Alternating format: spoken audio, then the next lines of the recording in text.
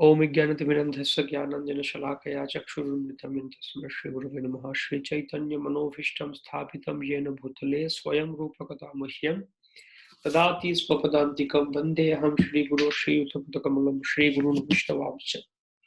श्रीरूपं स्वाग्रजातं सहगणरघुनाथान्वितं तं सजीवं साद्वैतं सावधूतं परिजनसहितं कृष्णचैतन्यदेवं श्रीराधा कृष्णपादान् सहगणललिता श्रीविशाखान्वितांश्च। नमो विष्णुपादाय कृष्णपृष्ठाय भूतले श्रीमते भक्तिवेदान्त स्वामिनिति नामिने। नमस्ते स्वारस्वते देवे गौरवाणि प्रचारिण्ये विशेषशून्यवादी पृष्ठप्रदशतारिणे वंशाकल्पतरुभ्यश्च कृपा सिन्धुभ्यैव च पतितानां पावनेभ्यो विष्णुवेभ्यो नमो नमः। जय श्री कृष्ण चैतन्य प्रभु नित्यानंद श्री अद्वैत गदाधर श्रीवासादि गौर भक्तवृंद। हरे कृष्णा कृष्णा कृष्णा हरे हरे, हरे रामो रामो रामो हरे हरे। हरे कृष्णा। नमः विष्णुपदाय कृष्णपृष्ठाय गौर कथा धामदाय। আমাদের পরবর্তী ক্লাস স্বাগতম সবাইকে জানাচ্ছি আমরা। আমার একটু ঠান্ডাতে সর্দি কাশি সাইনাসের একটু সমস্যা চলছে কদিন ধরে, তাই আওয়াজটা সাউন্ডটা একটু অন্যরকম লাগছে। প্রত্যেক পাবন প্রভু হাত তুলেছেন।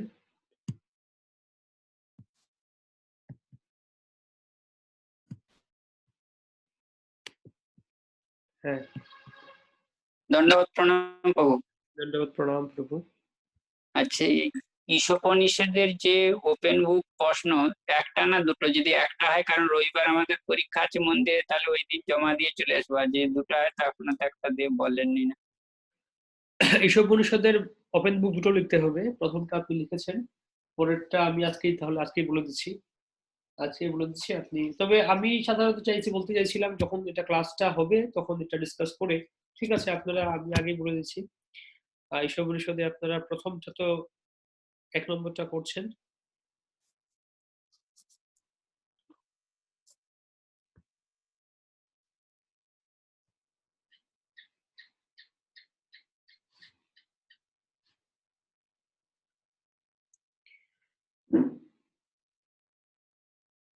কিন্তু না, আপনাদের এটা 1 আর 3 নম্বরটা লিখবেন। 3 নম্বরটা লিখবেন, কিন্তু সেটা আপনার এইসব উপনিষদ পড়ার পরে তো লিখতে হবে নাকি? আমাদের কোর্সটা পড়ার পরে লিখতে হবে, কারণ এখানে 3 নম্বরটা যেটা আছে, এইসব উপনিষদের মন্ত্র তাৎপর্য উপমা সহ প্রভুপাদের বক্তৃতা থেকে উপযুক্ত উদ্ধৃতি দিয়ে প্রমাণ করুন ভগবানের রূপ আছে। ভগবানের যে রূপ আছে এটা পুরো এইসব উপনিষদ জুড়ে ব্যাখ্যা করা হচ্ছে বিভিন্ন জায়গায়, এবং বিভিন্ন উদ্ধৃতি আছে, কোট আছে, যেগুলি আমরা দেখার চেষ্টা করবো, দেখবো। তো সেই জন্য যখন এটা শেষের দিকেই লিখলে ভালো হয়, বিভিন্ন রেফারেন্স আমরা ক্লাসের মধ্যেও ঠিক দেখাবো। ঠিক আছে প্রভু, শেষেই লিখবো। আমি ভাবছিলাম যে এটা হয়তো দুটো ওই মিলে তো একটাই, হয়তো উপদেশামৃতের একটা আর একটা, ওই জন্য। না, ওইটা আলাদা করেই ঠিক করা আছে, হবে, সামনেতে দুটো লিখবো। ঠিক আছে, পরে দেবো। ঠিক আছে, হরে কৃষ্ণ।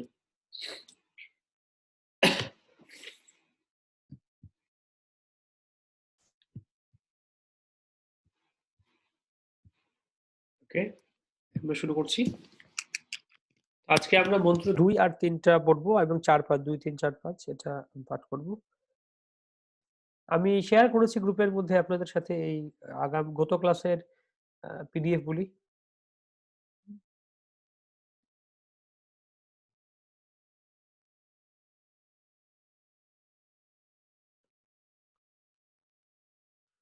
মন্ত্র 4, 5, মন্ত্র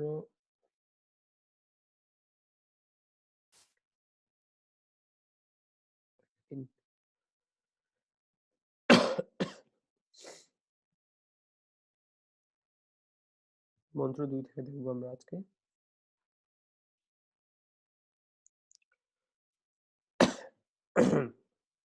মন্ত্র 2। कुर्वन्नेवेह कर्माणि जीजीविषेच्छतं समाः एवं त्वयि नान्यते तोस्ति न कर्म लिप्यते नरे। কেউ যদি এভাবেই কর্ম করে চলে তাহলে সে 100 বছর বেঁচে থাকার বাসনা পোষণ করতে পারে, কেননা ওই ধরনের কর্ম তাকে কর্মবন্ধনে আবদ্ধ করে না।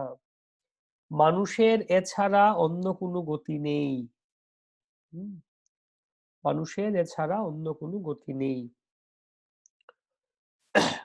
তো এভাবে এই যে বলছেন কেউ যদি এভাবেই কর্ম করে চলে, এভাবেই বলতে কিভাবে? হ্যাঁ, কি বলছেন এখানে? এভাবেই বলতে কোন ভাবে কর্ম করে চলে?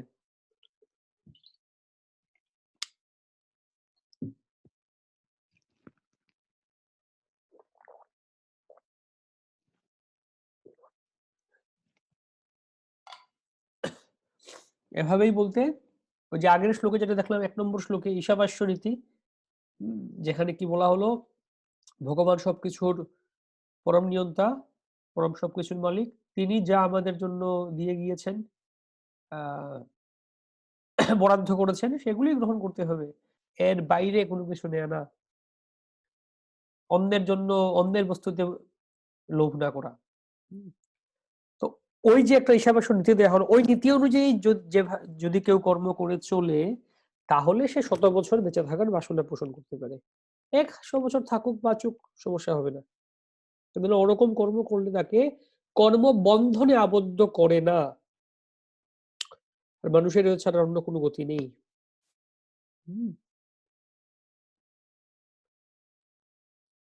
ছাড়া অন্য কোনো গতি নেই। 100 বছর বাঁচা যাবে এরকম।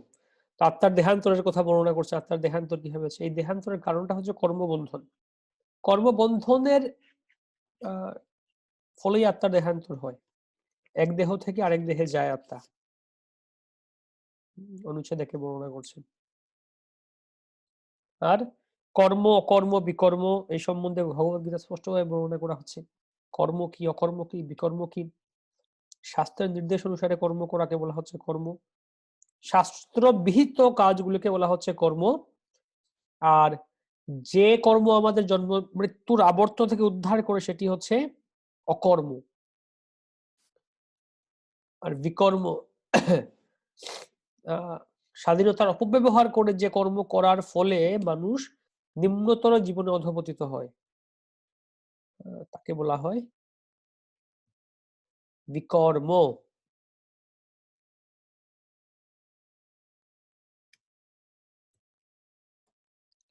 বিকর্ম।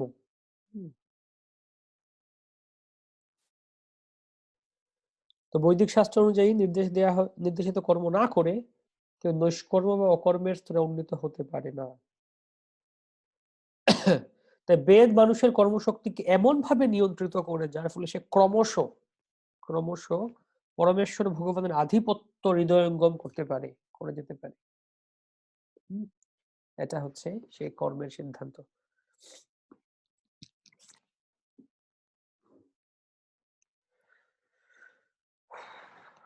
সংকীর্ণ স্বার্থ।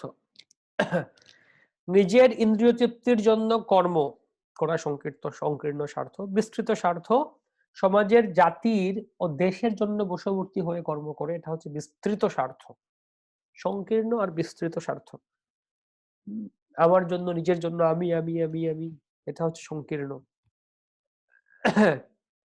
ঠিক আছে, আমি খাবো, আমি ভালো জায়গায় থাকবো, ভালো খাবার খাবো, ভালো আহার নিদ্রা, ভালো পোশাক পরিচ্ছদ পরবো, আমার ভালো বাড়ি গাড়ি হবে, এটা হচ্ছে সংকীর্ণ স্বার্থ। আর তারপর ঠিক আছে, আমার সমাজ, এই এলাকার মঙ্গল হবে, এই সমাজের উন্নয়নের জন্য কাজ করব আমি, দেশের জন্য কাজ করব আমি, পশ্চিমবঙ্গের উন্নয়নের জন্য আমি নিবেদিত প্রাণ, বা বিভিন্ন কিছু দেশের জন্য করতে পারি, এটাও এক ধরনের স্বার্থ। ওইটা হচ্ছে বিস্তৃত স্বার্থ। কেন বিস্তৃত স্বার্থ? কারণ কেন আপনি বাংলার জন্যই চিন্তা করছেন? পুরো ভারতের জন্য চিন্তা করুন। ঠিক আছে, ভারতের জন্য চিন্তা করলাম, তো কেন আপনি শুধু ভারতের জন্য চিন্তা করেন? পুরো পৃথিবীর জন্য চিন্তা করুন, পুরো বড় ব্রহ্মাণ্ডের জন্য চিন্তা করুন। কিন্তু আমি চিন্তা করছি কি না, ওকে, আমার এই এলাকার জন্য মঙ্গল করব, উন্নতি করার চেষ্টা করব, কারণ যেহেতু এখানে আমার জন্ম হয়েছে, আমার গ্রামটাকে আমি ভালো করার চেষ্টা করব। অনেকে দেখবেন বড় বড় নেতা হয়, বা অনেকে দেখবেন অনেক বড় হয়তো স্টার হতে পারে, বড় ব্যক্তি হতে পারে, তারপরে কি হ্যাঁ নিজের গ্রামটাকে ভালো করার চেষ্টা করে। ঠিক আছে, ভালো, এটা এটা কমপক্ষে সংকীর্ণ স্বার্থ না, কিন্তু অন্য দিক থেকে দেখতে গেলে একটা বিস্তৃত স্বার্থ। অর্থাৎ কেন আপনি ওই গ্রামটার জন্যই চিন্তা করছেন? কারণ আমি ওই গ্রামে জন্ম হয়েছিল আমার। তো যেহেতু আমার জন্ম হয়েছিল এখানে, তাই আমি এই গ্রামটাকে, এই জায়গাটাকে গুরুত্ব দিয়ে দিচ্ছি। যদি পরবর্তী, যেমন এখন আমি ভারতের নাগরিক, ভারতে জন্ম হয়েছে, ঠিক আছে, আমি মেরা ভারত মহান। যদি পরবর্তী জন্ম ইংল্যান্ডে হয়ে যায়, তাহলে কি বলবো? যদি অস্ট্রেলিয়ায়, যদি কেনিয়ায় হয়, আফ্রিকায় হয়, তাহলে এটা ভক্তি সিদ্ধান্ত সরকার ঠাকুর বলছিলেন সুভাষ চন্দ্র বোসকে, যে উনি এসে বলছিলেন, সুভাষ নেতাজি এসে বলছিলেন ভক্তি সিদ্ধান্ত সরস্বতী ঠাকুরের কাছে, যে আপনার কাছে তো অনেক ইয়াং যুবকেরা আছে, যুব সমাজের অনেক যুবকদেরকে আপনি রেখেছেন আপনার কাছে, তাদেরকে আমাদের কাছে, আমার কাছে দিন, আমি এই দেশের মঙ্গলের জন্য তাদেরকে দিন আমার সাথে, দেশের স্বাধীনতার জন্য, দেশমাতৃকার সেবা করার জন্য।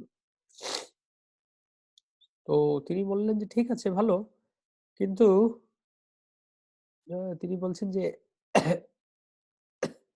এখন আপনি ভারতের হয়ে যুদ্ধ করছেন, মেরা ভারত মহান। আপনি তো ভগবত গীতা পড়েছেন? হ্যাঁ, গীতা পড়েছি। গীতার পুনর্জন্মে বিশ্বাস করেন? হ্যাঁ, বিশ্বাস করি। কেন বিশ্বাস করি? তো ভগবত গীতায় ভগবান বলেছেন, ইয়ম ইয়ম বাপি স্মরণ ভাবম ত্যজত্যন্তে কলেবরম তম তমেবৈতি কৌন্তেয় সদা তদ ভাব ভাবিতঃ। মৃত্যুর সময় যে যে ভাব স্মরণ করে দেহ ত্যাগ করে, পরবর্তীতে সে ওই রকম দেহ লাভ করে। যদি আপনি এখন এই ব্রিটিশদের সাথে যুদ্ধ করতে করতে করতে করতে দেহ ত্যাগ করেন, আর মৃত্যুর সময় যদি আপনি ব্রিটিশদের কথা চিন্তা করে মরেন, তাহলে যদি আপনি পরবর্তী জন্মে ব্রিটিশ হয়ে জন্মগ্রহণ করেন, ইংল্যান্ডে জন্ম হয় আপনার, তখন আপনি কোন দেশের পক্ষ হয়ে যুদ্ধ করবেন? আমেরিকার পক্ষ, ভারতের পক্ষ হয়ে, নাকি ইংল্যান্ডের পক্ষ হয়ে? কার কথা বলবেন আপনি?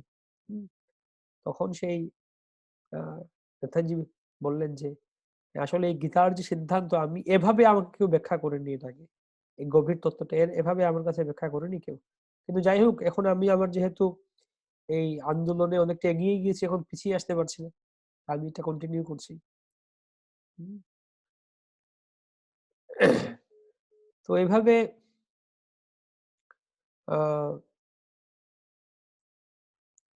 স্বার্থটা, সব দিকেই আমরা স্বার্থ চিন্তা করি, আমরা সব দিকে স্বার্থটা চিন্তা করছি। এক মিনিট।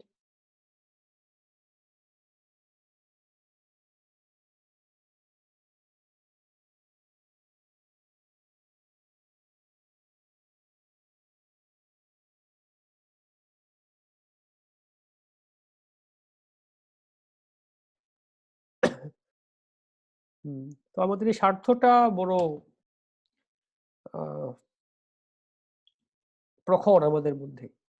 তো সেজন্য প্রহ্লাদ মহারাজ বলছেন শ্রীমদ ভাগবতমে, নতে বিদু স্বার্থ গতিম হি বিষ্ণুম দুরাশয়া ইয়ে বহিরর্থ মানিরা, যে আমাদের জীবনের পরম স্বার্থ হচ্ছে বিষ্ণু ভক্তি করা, ভগবানের ভক্তি করা, এটা হচ্ছে পরম স্বার্থ সকলের। নতে বিদু স্বার্থ গতিম হি বিষ্ণুম দুরাশয়া ইয়ে বহিরর্থ মানিরা, কিন্তু সেটা ছেড়ে আমরা, তাই আমাদের জীবনের পরম স্বার্থ হচ্ছে বিষ্ণু ভক্তি করা, সেটাও আমরা করছি না। তার মানে মাঝে মাঝে বলে না, লোকটা বড় স্বার্থপর, আসলে স্বার্থপর না। চিন্তা করে দেখুন, বলে না লোকটা আসলে স্বার্থপর না। বা অন্য ভাই বলা হয়, আপন ভালো পাগলেও বুঝে, নিজের ভালোটা পাগলেও তো বুঝে। তো আমরা ভগবানের ভক্তি করছি না মানে কি ওই নিজের ভালোটাও বুঝতে পারছি না, আমরা ভালো করে স্বার্থপরও হতে পারলাম না। কেননা যদি আসলে স্বার্থপর হই আমরা, তাহলে আমরা ভক্তি করব। আসলে ভক্তি করতে গেলে স্বার্থপর হতে হয়, ভক্তি করতে গেলে স্বার্থপর হতে হবে। হ্যাঁ, ভক্তি করতে গেলে আমাদের স্বার্থপর হতে হবে, আছে এছাড়া না। কেননা এটাই হচ্ছে আমাদের পরম স্বার্থ, বিষ্ণু ভক্তি করা। তাই যেরকম বলা হয়, আপন ভালো পাগলেও বুঝে। তো যদি কেউ পাগল না হয় তাহলে সে তার নিজের ভালোটা বুঝবে, হ্যাঁ আমার ভালো কি, আমার স্বার্থ হচ্ছে বিষ্ণু ভক্তি করা। আর যদি পাগল এর থেকেও অধম হয়, পাগলের থেকেও খারাপ হয়, তাহলে তো নিজের ভালোটা বুঝবে না সে। তো সেজন্য স্বার্থ, পরম স্বার্থ হচ্ছে বিষ্ণু ভক্তি করা। তাই ভক্তি করতে গেলে স্বার্থ, নিজের জন্ম সার্থক করি করে পরোপকার, আগে নিজের জন্ম সার্থক করি তারপর পরোপকার করবো। হ্যাঁ, তারপরে হচ্ছে পরার্থ, ওই পারমার্থিক স্তরে পরার্থ পরোপকার, নিজের জন্ম সার্থক করে অন্যকে ভক্তি প্রচার করা, অন্যের কাছে এটা তুলে ধরা। সাম্যবাদ, জাতীয়তাবাদ, সমাজতন্ত্রবাদ, পরার্থবাদ, মানবিকতাবাদ ইত্যাদি আকর্ষণীয় নাম গ্রহণ করে সাম্যবাদ, জাতীয়তাবাদ বিভিন্ন ধরনের নাম নিয়ে আসে। তো এই ধরনের মতবাদগুলি কর্মবন্ধনের আকর্ষণীয় রূপ, এগুলি কর্মবন্ধন। কিন্তু ঈশোপনিষদের বৈদিক নির্দেশ দেয়া হচ্ছে যে কেউ যদি সত্যি সত্যি এই ধরনের মতবাদ বা আদর্শগুলি তাদের জীবনে গ্রহণ করেন, তাহলে তিনি যেন সেগুলিকে ভগবত কেন্দ্রিক করেন, ভগবানকে কেন্দ্র করে এই ধরনের মতবাদ হতে পারে। ভগবত কেন্দ্রিক সমাজতন্ত্র, বৈদিক সাম্যবাদ, ভাগবত সাম্যবাদ, যেটা আমরা গত ক্লাসে দেখছিলাম, প্রভুপাদ বলছিলেন। ভক্তদের সমাজ, ভক্তদের মিলে জাতীয়তাবাদ। নেহা বিক্রমনাশস্তি প্রত্যবাयो ন বিদ্যতে স্বল্পমপ্যস্য ধর্মস্য ত্রায়তে মহতো ভয়াৎ। এই ভক্তি যোগের অনুশীলন কখনো ব্যর্থ হয় না এবং তার কোনো ক্ষয় নেই। তার স্বল্প অনুষ্ঠানও অনুষ্ঠাতাকে সংসার রূপ মহাভয় থেকে পরিত্রাণ করে। অল্প অনুষ্ঠান করলেও। তো সেজন্য এখানে উপদেশ দেয়া হচ্ছে আমরা আমাদের শক্তিকে এই ঈশাবাস্য কার্যকলাপে প্রয়োগ করতে। ঈশাবাস্য কার্যকলাপ মানে কি? ঈশাবাস্য কার্যকলাপ মানে সেই সমস্ত কিছু ভগবানের বলে মনে করা।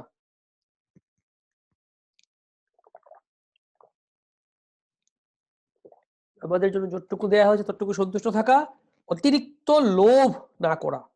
একটা কথা বলা হয়, অতি লোভে তাঁতি নষ্ট, বলা হতো একটা কথা। তো সেভাবে সেরকম কার্যকলাপ যুক্ত হলে আমরা বহু বছর বেঁচে থাকার বাসনা করতে পারি। তা না হলে সে আয়ু যত দীর্ঘ হোক না কেন, তার কোনো মূল্য নেই, এর কোনো মূল্য নেই। শ্রীমদ ভাগবত আর একটা সুন্দর শ্লোক আমি দেখাই আপনাদেরকে। এই এই এই প্রসঙ্গে বলছেন,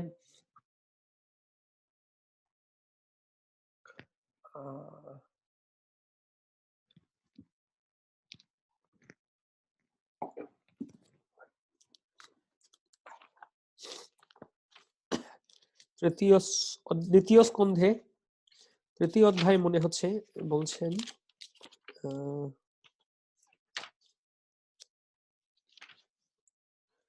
আয়ুর হরতি বৈপুংসাম, এই শ্লোকে, হ্যাঁ এই শ্লোক, হ্যাঁ দ্বিতীয় স্কন্ধ তৃতীয় অধ্যায় শ্লোক সংখ্যা 18। দ্বিতীয় স্কন্ধ তৃতীয় অধ্যায় শ্লোক সংখ্যা 18। তরবহ কিম ন জীবন্তি ভস্ত্রঃ কিম ন শ্বসন্তুতা ন খাদন্তি ন মেহন্তি কিম গ্রামে পশবোপদে। বৃক্ষসমূহ কি বেঁচে থাকে না? কামারের হাপড় কি শ্বাস প্রশ্বাস ও শ্বাস গ্রহণ ও পরিত্যাগ করে না? আমাদের চতুর্দিকে পশুরা কি আহার ও স্ত্রী সম্ভোগ করে না? তরবহ কিম ন জীবন্তি, গাছেরা কি জীবন ধারণ করে না? মানে এখানে উদাহরণ দেওয়া হচ্ছে যে মনে করতে পারেন যে আমরা বেঁচে থাকবো, বাঁচবো, অনেকদিন থাকবো, তো গাছও তো বাঁচে, শত শত বছর বাঁচতে পারে, 300 বছর 500 বছর পুরনো গাছ থাকতে পারে, বেঁচে থাকতে পারে গাছ। গাছ অনেকদিন ধরে বেঁচে থাকতে পারে, তো গাছের মতো জীবন ধারণ করে কি লাভ? কামারের যে হাপড় আছে, সে কি বলা হয় এটাকে? হাপড়ি, হ্যাঁ কামারের হাপড়, ব্ল্যাকস্মিথ পিলো, এটা যে ইয়ে করে শ্বাস ছাড়ে, গ্রহণ করে বায়ু আসে যায়, তো এটাও শ্বাস নেয়, শ্বাস ছাড়ে, শ্বাস নেয়। তো কামারের হাপড়ের মতো আমরাও শ্বাস নিচ্ছি, ছাড়ছি প্রতিনিয়ত, কি লাভ হচ্ছে? অর্থাৎ আমাদের মধ্যে আর গাছেদের মধ্যে কি পার্থক্য? আমাদের মধ্যে আর ওই কামারের হাপড়ের মধ্যে কি পার্থক্য? আমাদের মধ্যে আর পশুদের মধ্যে। না খাদন্তি ন মেহন্তি কিম গ্রামে পশব উপরে, পশুরাও জীবন ধারণ করছে নাকি, তারাও জীবন ধারণ করছে। তা আমাদের মধ্যে আর পশুদের মধ্যে পার্থক্য কোথায়? যদি আমরা ভক্তি না করি, একই, যদি কৃষ্ণ ভক্তি না করি, তাহলে আমাদের মধ্যে আর গাছের মধ্যে পার্থক্য নেই, আমাদের মধ্যে কামারের হাপড়ের মধ্যে পার্থক্য নেই, আমাদের মধ্যে আর চারিদিকে পশু পাখির মধ্যে কোনো পার্থক্য নেই। তরবহ কিম ন জীবন্তি ভস্ত্রঃ কিম ন শ্বসন্ত্যুত ন খাদন্তি ন মেহন্তি কিম গ্রামে পশবোপরে। দ্বিতীয় স্কন্ধ 3য় অধ্যায় শ্লোক সংখ্যা 18। সুখদেব গোস্বামী বলছে, খুব সুন্দর শ্লোক। ওই শ্লোকের তাৎপর্য আপনি পড়তে পারেন, ওই শ্লোকের তাৎপর্য পড়তে পারেন। এর আগের শ্লোকটাও আছে, 17 নম্বর শ্লোকে বলছেন, বিখ্যাত শ্লোক, আয়ুর্হরতি বৈ পুংসাম উদ্যনস্তঞ্চ যন্নসৌ তস্যার্তে যৎ ক্ষণোনি ত উত্তম শ্লোক বার্তায়া। সূর্যদেব প্রতিদিন উদিত হন এবং অস্তগত হন, এবং এর মাধ্যমে তিনি সকলের আয়ুটা হরণ করে নেন, আমাদের আয়ুটা কমে প্রতিদিন। কিন্তু যারা সর্বমঙ্গলময় পরমেশ্বর ভগবানের কথা আলোচনা করে তাদের সময়ের সদ্ব্যবহার করেন, তাদেরই আয়ু কেবল তিনি হরণ করেন না, তাদেরকে ছাড়া বাকি সবার আয়ুটা তিনি হরণ করে নেন।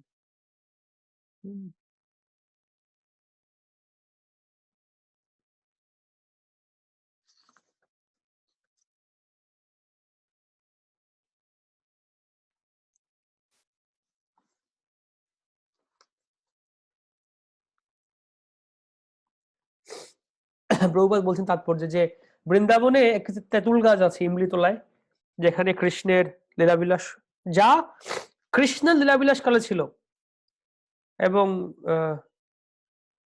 কলকাতায় বোটানিক্যাল গার্ডেনে একটা গাছ আছে যা 500 বছরের অধিক। তো সেরকম ছিল। তো বলছেন গাছ এত বছর ধরে বাঁচে, অন্যদিকে বলছেন যে মহাপ্রভু মাত্র 48 বছর ছিলেন।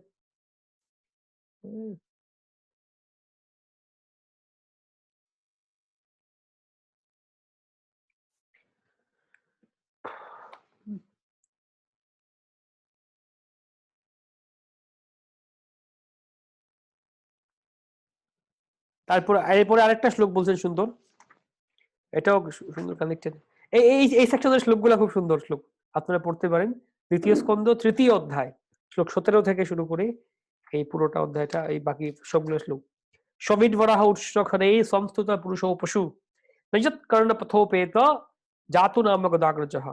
কুকুর, শূকর, উট ও গর্ধবের মতো মানুষেরা তাদেরই প্রশংসা করে যারা সমস্ত অশুভ থেকে উদ্ধারকারী ভগবান শ্রীকৃষ্ণের দিব্য লীলাসমূহ কখনো শ্রবণ করে না। তাই কুকুরেরা, শূকরেরা, উটেরা, গর্ধবের মতো মানুষেরা তাদেরই প্রশংসা করছে যারা ভগবানের কথা শ্রবণ করে। তো আমরাও এরকম করে থাকি। ওই তাৎপর্যগুলো খুব, প্রত্যেকটা তাৎপর্য অত্যন্ত প্রভুপাদের খুব হিটিং, পাঞ্চিং। এর পরবর্তীতে শ্লোকগুলি বলছেন 20 থেকে 20, 21, 22 বিলেবত উরুক্রম বিক্রমানি, আমি জাস্ট অনুবাদগুলি পড়ছি। যে ব্যক্তির শৌর্য এবং অদ্ভুত কার্যকলাপের কথা, যে ব্যক্তি ভগবানের শৌর্য এবং ভগবানের অদ্ভুত কার্যকলাপের কথা কখনো শুনেনি, তার কানটা হচ্ছে, বা ভগবানের গুণ গাথা শ্রবণ করেনি যে ব্যক্তি, তার কানটা হচ্ছে কিসের মতো? সাপের গর্তের মতো। তার জিহ্বাটা হচ্ছে ব্যাঙের জিহ্বার মতো। ব্যাঙ বর্ষাকালে যখন বৃষ্টি যখন হয়, জল উঠে, যখন ব্যাঙ খুব আনন্দিত হয়, সে ডাকে হ্যাং হ্যাং হ্যাং হ্যাং, মানে একদম প্রচন্ড জোরে ডাকে ব্যাঙ শব্দ করে। একদিন আমাদের এখানে মায়াপুর ইনস্টিটিউট ক্যাম্পাসে বৃষ্টির সময়, সিজন জাস্ট নতুন বৃষ্টি হয়েছে, এত জোরে ডাকা শুরু করেছে, আমরা মানে ঘুমোতে পারছি না, প্রচুর জোরে জোরে, অনেকগুলি জঙ্গল আশেপাশে সব, অনেক প্রচুর জল টল ছিল, ডাকা শুরু করছে। তো ব্যাঙ কেন ডাকে আসলে এরকম? তো বলছে আসলে বর্ষাকাল যখন হয়, সেই পুরুষ ব্যাঙ স্ত্রী ব্যাঙকে আকৃষ্ট করার জন্য, সেই সময়টা তাদের প্রজননের সময়, সন্তান উৎপন্ন করার সময়, তো স্ত্রী ব্যাঙকে আকৃষ্ট করার জন্য গান গায় সে। কিন্তু তার গানে তো অন্য কেউ আকৃষ্ট হয়ে যায়। কে আকৃষ্ট হয়? সাপ। সে শুনে হ্যাঁ এখানে আছেন আমার খাবার, সাপ আসে আর হরে কৃষ্ণ করে দেয়। এইভাবে আমরাও কৃষ্ণ কথা ছাড়া যখন জাগতিক প্রজল্প করি, আমরা আমাদের মৃত্যুরূপী বা কাল সর্পরূপী মহাভয় রূপী সাপকে আমরা আকৃষ্ট করে ফেলি।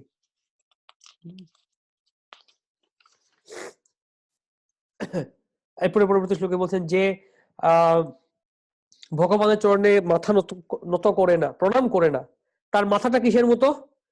তার মাথাটা হচ্ছে একটা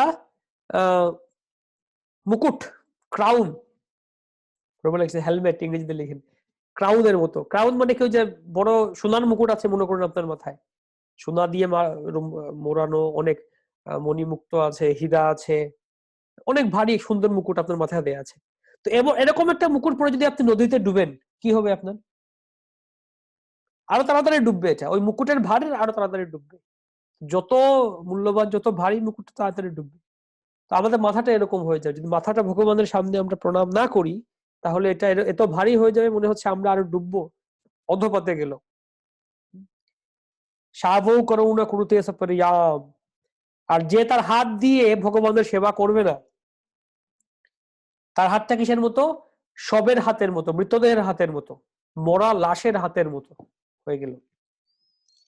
ভারঃ পরম পট্ট কিরীট জুষ্টম অপুত্যমাঙ্গম নমেন মুকুন্দম শাবৌ করুণা কুরুতে সপারিয়াম হরের লসৎ কাঞ্চন কঙ্কনো বা বরহায়িতে নয়নে নরাণাম লিঙ্গানি বিষ্ণু নিরীক্ষতে ये পাদৌ নিরাম তো ধ্রুম জন্ম ভাজো ক্ষেত্রাণি নানু প্রচিতো হরিও। আর যে তার চোখ দিয়ে ভগবানকে দর্শন করবে না, তার চোখটা কিরকম? ওই ময়ূর পুচ্ছের মধ্যে আঁকা আছে না, চোখের মতো আঁকা আছে, ওই রকম চোখের মতো, জাস্ট ডিজাইন করা, নকশার জন্য দেখতে সুন্দর, কিন্তু কাজের না। আর যে তার চরণ কমল পদ দিয়ে হেঁচে ভগবান লীলাভূমিতে ধামে যায় না, তীর্থভূমিতে যায় না, তার পাটা বৃক্ষের মতো, গাছের মতো স্থাবর, গাছের মতো স্থাবর। চৈতন্য চরিতামৃত, আসলে এই যে শ্লোকগুলি সুন্দর শ্লোক, এই চৈতন্য চরিতামৃতের মধ্য দিলায় মনে হচ্ছে প্রথম বা দ্বিতীয় অধ্যায় এখানে আছে। মহাপ্রভু যখন রথযাত্রায় ছিলেন জগন্নাথ পুরীতে, তখন জগন্নাথকে দর্শন করে মহাপ্রভু এই শ্লোকগুলির আবৃত্তি করছে, এগুলির পদ্যানুবাদ, এগুলির পদ্যানুবাদ বাংলা ভাষায় একই থিম, একই রকম গাইছেন তিনি। চৈতন্য চরিতামৃতে আছে একই একই সিমিলার থিম, চৈতন্য কৃষ্ণদাস কবিরাজ গোস্বামী বর্ণনা করছে। হ্যাঁ, এই ভাগবতের এই শ্লোকগুলির বংশী গানামৃতধাম লাবণ্যামৃত জন্মস্থান জেনা দেখে ওই সেচাঁদ বদন।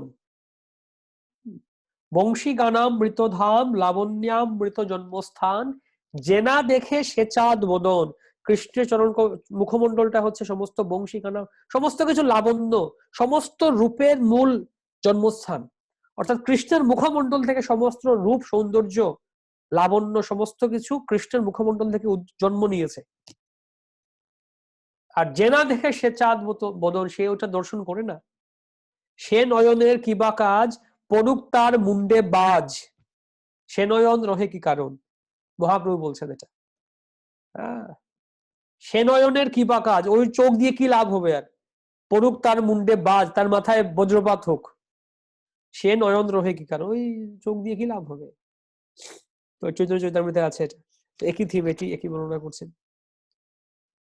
হ্যাঁ, জীবনশবো ভাগবতং হৃরেণু নজাতু মর্তোভিলবেত ইয়স্তু। 23 নম্বর শ্লোকে বলছেন যে যে ব্যক্তি কখনো তার মস্তকে ভগবানের শুদ্ধ ভক্তের চরণ রেণু ধারণ করেনি, সে ব্যক্তি জীবিত থাকলেও তার দেহটি মৃত। আর যে ব্যক্তি ভগবানের শ্রী পাদপদ্মের তুলসী দলের সুগন্ধ আঘ্রাণ করেনি, সে শ্বাস গ্রহণ করলেও দেহটি মৃত, মৃতবৎ। তারপর শেষের শ্লোকে সুন্দর শ্লোক বলছেন, তদস্ম সার হৃদয়ম প্রতিদম যদ গৃহ্যমানের হরিনাম ধ্যেয়ে ন বিক্রিয়েতাথ যদ বিকার নেত্রে জলম গাত্র দুহেষু হর্ষ। এই সুন্দর একটা শ্লোকে বলছেন, দেখুন যে হরিনাম গ্রহণ করা সত্ত্বেও যার হৃদয় দ্রবীভূত হয় না, যে ব্যক্তি হরিনাম গ্রহণ করা সত্ত্বেও হৃদয়টা দ্রবীভূত হয় না, নেত্র অর্থাৎ চোখটা অশ্রুপূর্ণ হয় না, চোখ দিয়ে জল নেমে আসে না, এবং লোম সমূহ আনন্দে পুলকিত হয় না যে ব্যক্তির, তার হৃদয়টা অবশ্যই ইস্পাতের মতো আবরণে আচ্ছাদিত। যে ব্যক্তি হরিনাম শ্রবণ করে হৃদয়টা দ্রবীভূত, গলে যায় না, এবং চোখ দিয়ে জল বেরোয় না, এবং হৃদয় বা লোমটা পুলকিত হয় না, তার হৃদয়টা ইস্পাতের আবরণে আচ্ছাদিত। কান্না করা উচিত হরিনাম করে, তো সেই সময় জয়প্রকাশ স্বামী গুরু মহারাজ উনি এটা একবার ক্লাস করছিলেন মায়াপুরে। হ্যাঁ, মায়াপুর রাধাষ্টমীতে উনি ক্লাস দিচ্ছিলেন। আমি এটা অনুবাদ করছিলাম বাংলায়। গুরুমাজ ইংরেজিতে ক্লাস দিচ্ছিলেন, আমি বাংলায় অনুবাদ করছিলাম রাধাষ্টমীতে। আমাদের নাম হচ্ছে মনে হচ্ছে। একটা পর্যায়ে গুরুমাজ বলছেন, সো ইংরেজিতে বলছেন, so we should cry for Krishna, and because we are not crying for Krishna, therefore we should cry.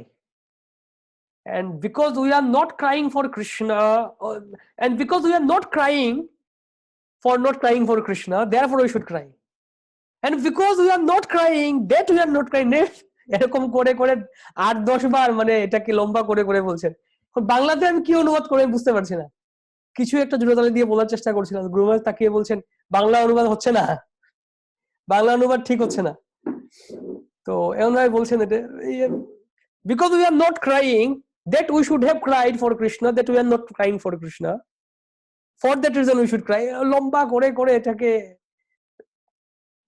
1 mile বানিয়ে দিয়েছেন। হ্যাঁ, ওইটা একটা একটা গ্রন্থও লিখেছে, এটা অনেক আগে এই একটা বই আছে গুরু মহারাজের, on the path of limitless joy, ওইটা আমি অনুবাদ করেছিলাম বাংলাতে। ইয়াতে আনন্দের সীমানায় একটা বাংলা একটা বই বেরিয়েছে, ওই বইয়ের মধ্যে একটা পর্যায়ে লেকচারে ছিল, ওখানে পুরো একটা প্যারাগ্রাফ যেটা লিখে দিয়েছেন, because we are not trying for Krishna we should. কি অনুবাদ করবে এটাকে, কোনোভাবে এটাকে হ্যাঁ ঠিক আছে বুঝিয়ে দিন। তো ব্যাপারটা হচ্ছে এরকম যে কৃষ্ণের জন্য যে কান্না করা, শ্রীশ্রীমদ গৌরগোবিন্দ স্বামী মহারাজ বলতেন যে আমি ভুবনেশ্বরে একটা স্কুল খুলেছি, ক্রাইং স্কুল, কান্নার স্কুল, ক্রাইং ফর কৃষ্ণ। তো সেই ক্রাইংটা কেমন ভাবে আসবে, সিনেমায় দেখায় তারা কান্না করে, হিরো হিরোইনরা এখানে কি গ্লিসারিন লাগায় বলছে বা চোখ দিয়ে জল বেরোয়, তো এরকম করে কান্না করলে তো হবে না আমাদের। তো সেই কান্নাটা অবশ্যই আসবে, মানে কান্নাটা ন্যাচারালি আসবে কখন, যখন আমরা প্রথমত গুরু গৌরাঙ্গের হয়তো কৃপা লাভ করতে পারবো, না হলে তো হবেই না। আর তারপরে যখন আমরা সিরিয়াসলি এই যে প্রথম স্টেপ, ওইটা ওই স্তরে আসতে গেলে, কান্নার স্তরে আসতে গেলে আমাদের প্রথমে এখান থেকে শুরু করতে হবে যে আমরা মূল পারপাসটা কি বুঝার চেষ্টা করতে হবে। আরেকটু যাকে বলা হয় হ্যাঁ চলছে ভালো হচ্ছে, আরেকটু জোর লাগাতে হবে। আমরা যে যেখানেই আছি, যে লেভেলেই আছে, এক কথায় কেউ যদি শুদ্ধ ভক্তি স্তরেও যায় তাকেও আরেকটু জোর লাগাতে হবে, ওনাকেও আরেকটু জোর লাগাতে হবে। অর্থাৎ যে যেখানেই আছে আরেকটু জোর লাগিয়ে যেতে হবে। প্রত্যেকটা দিন আমাদের আরেকটু জোর লাগানো, আরেকটু যত বেশি নিজেকে ব্যস্ত রাখা যায় কৃষ্ণ ভাবনামৃতের ভক্তিমূলক কার্যে বা সেবাতে, তত লাইফ এটাই হচ্ছে সাকসেস।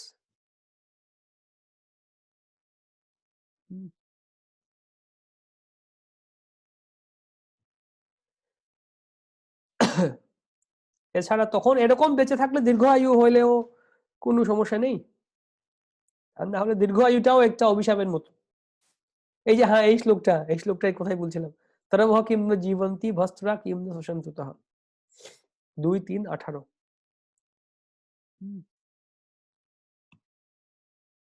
গাছ, খাবারের হাপড়, পশু পাখিরা আছে, বৃক্ষসমূহ কি বেঁচে থাকে না, খাবারের হাপড় কি শ্বাস গ্রহণ পরিত্যাগ করে না, আমাদের চতুর্দিকে পশুরা কি আহার ও স্ত্রীসম্ভু করে না।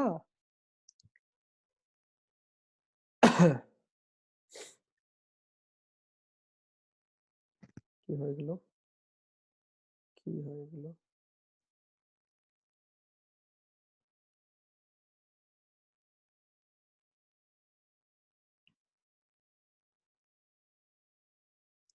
পরার্থবাদের কার্যকলাপ যখন শ্রীশোপনিষদের নির্দেশে সম্পাদিত হয় তখন তা কর্মযোগে পরিণত হয়, তখনই এটা কর্মযোগ।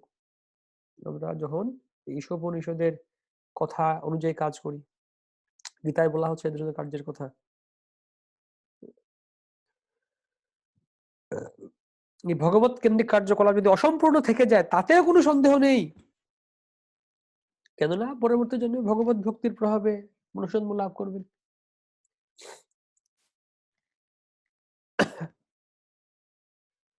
মন্ত্র 3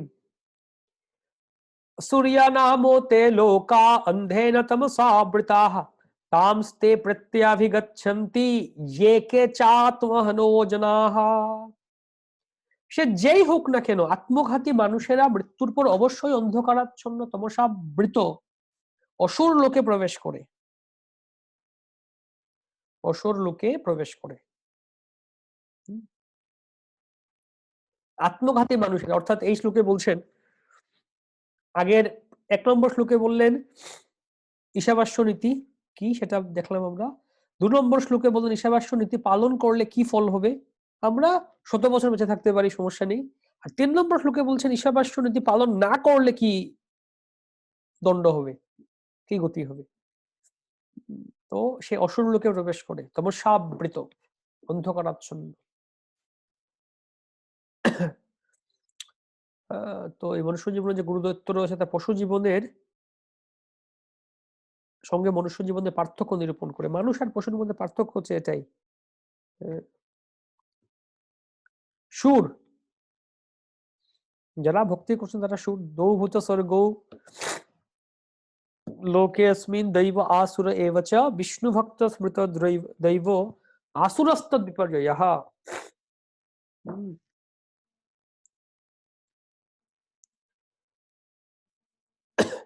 আত্মহা, এটা সুন্দর শ্লোক, এটা ভাগবতমের 11 স্কন্দের শ্লোক। এটা হৃদেহমাদ্যম সুলভম সুদুর্লভম প্লবম সুকল্পম গুরুকর্ণধারম ময়ানুকূলেন নমস্মতেরিতম পুমান ভবাব্ধিম ন তরেৎ স আত্মহা। মনুষ্য জীবনটা হচ্ছে একটা নৌকার মতো, যে এই নৌকার মতো এই নৌকাটা পেয়েছি আমরা। তারপর গুরুদেব হচ্ছেন দক্ষ কর্ণধারের মতো, নাবিকের মতো কর্ণধার। আর এখন নৌকা পেলাম, ভালো একজন নাবিক, নৌকা চালক ও ক্যাপ্টেন পেয়ে গেলাম। এখন যদি কি প্রয়োজন, আর বায়ু, অনুকূল বায়ু। যদি হাওয়াটা উল্টো দিক থেকে আসে আমরা তো যেতে পারবো না সামনে, হাওয়াটা অনুকূল দিকে আসা চাই। ময়া অনুকূলেন নমস্মতেরিতম। ভগবান বলছেন আমার যে বাণী এটা হচ্ছে অনুকূল বায়ুর মতো, অনুকূল।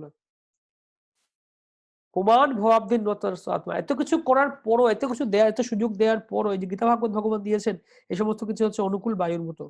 তাই বলছেন এত কিছুর পরও যে ব্যক্তি তা গ্রহণ করবে না সে হচ্ছে কিসের মতো, স এব গোখরা কুমান ভবাব্ধিম ন তরেৎ স আত্মহা।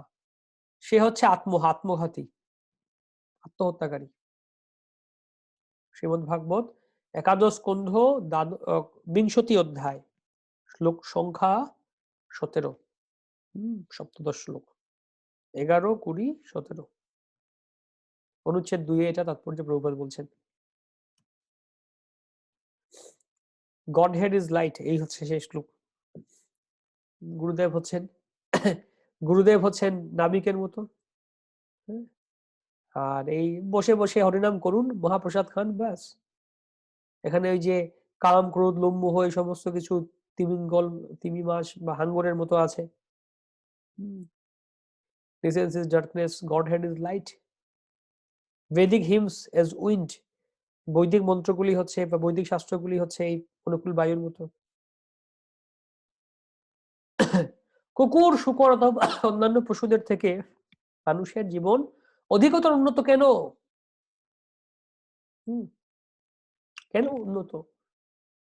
একজন উচ্চপদস্থ অনেক বড় কর্মচারী এবং একজন সাধারণ কেরানির মধ্যে কি পার্থক্য আছে? কেন একজন সাধারণ কেরানি সে অনেক তার থেকে অনেক বেশি গুরুত্ব দেয়া হয় একজন বড় অফিসারকে? উত্তর হচ্ছে দায়িত্ব পালন করতে হয়। একজন অফিসার, কোম্পানির হয়তো ম্যানেজার, আর একজন পিয়ন, কি পার্থক্য আছে? পিয়ন হয়তো বেতন মাসে 10,000 টাকা পাচ্ছেন, অফিসার হয়তো মাসে 70, 80, 1 লাখ টাকা পাচ্ছেন। কেন এত পার্থক্য কেন? আর ওনাকে দায়িত্ব বেশি পালন করতে হচ্ছে না। গর্ধব এবং শূকরের মতো কঠোর পরিশ্রম করার জন্য আমরা এই মনুষ্য শরীর পাইনি। আমরা কেন পেয়েছি মনুষ্য শরীরটা? একমাত্র উদ্দেশ্য হচ্ছে জীবনের পরম সিদ্ধি লাভ করা, সেজন্যই পেয়েছি আমরা, অন্য কোনো কারণে পাইনি।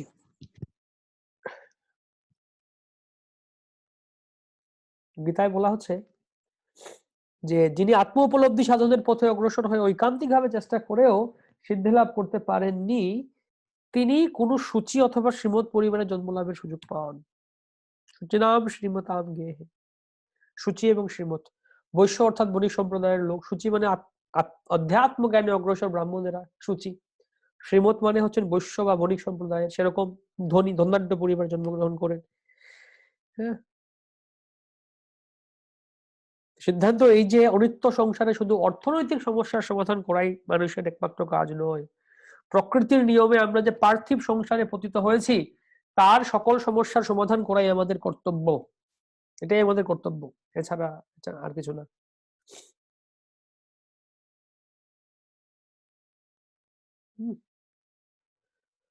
এই হচ্ছে মূল কথা। তো এই হচ্ছে প্রথম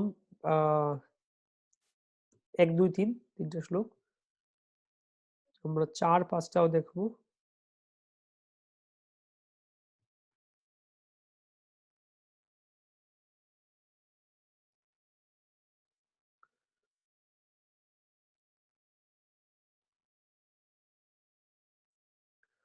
আমরা 1 থেকে ভূমিকা বাহন দেখলাম, 1 থেকে 3 পর্যন্ত দেখলাম। তারপরে হচ্ছে ঈশাবাস্যনীতি অবহেলা করার ফলটা হচ্ছে 3 নম্বর শ্লোক দেখলাম আমরা। 4, 5 ভগবানকে জানার উপায় কি? কিভাবে ভগবানকে জানা যায়? একমাত্র ভগবানের কৃপার ফলে। ভক্তিয়া তুষ্যতি কেবলম ন চ গুণের ভক্তি প্রিয় মাধব। ভক্তি করলে, ভগবানের কৃপা লাভ করলে তবেই ভগবানকে জানা যায়। এছাড়া আর কোনো ইয়ে নেই, উপায় নেই। তারপরে আমরা পরবর্তী শ্লোক দেখবো।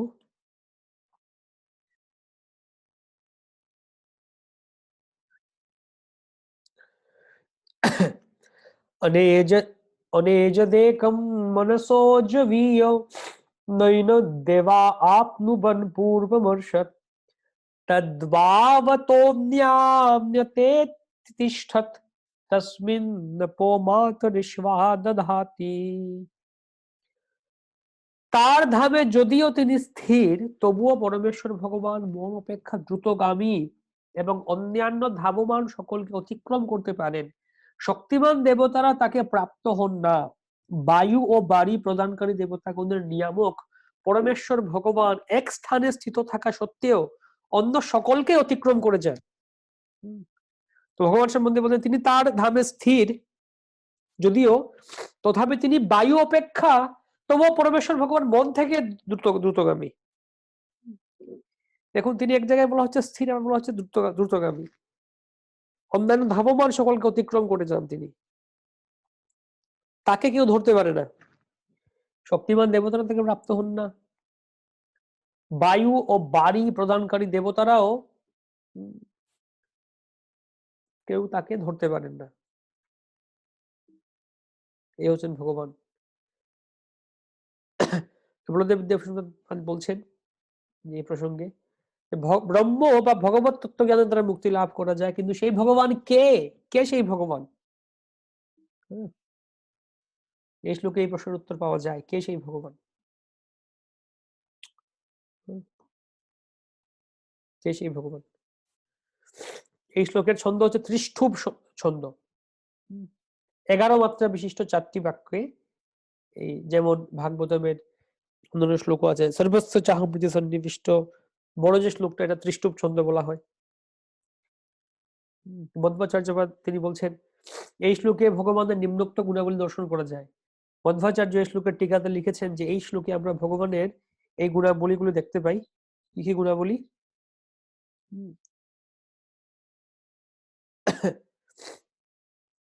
ভয় শূন্যতা, পরম শক্তিমত্তা, মনের থেকে দ্রুতগামী, দেবতাদের নিকট দুর্বোধ্য, সর্বজ্ঞ, অচিন্ত্য, সর্বত্র বিরাজমান, সমস্ত কর্মের উৎস। এই সমস্ত গুণগুলি এই ইয়েতে পাওয়া যায় এই শ্লোকে। ভগবানের মধ্যে কোনো ভয় নেই, পরম শক্তিমান তিনি, মন থেকে দ্রুতগামী, দেবতারাও বুঝতে পারেন না। এই হচ্ছে ভগবানের বিশেষ বৈশিষ্ট্য।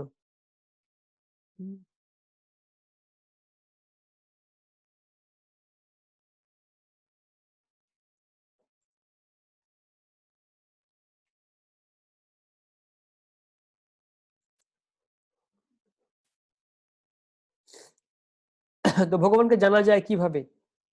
প্রশ্ন হচ্ছে ভগবানকে কিভাবে জানতে পারি আমরা?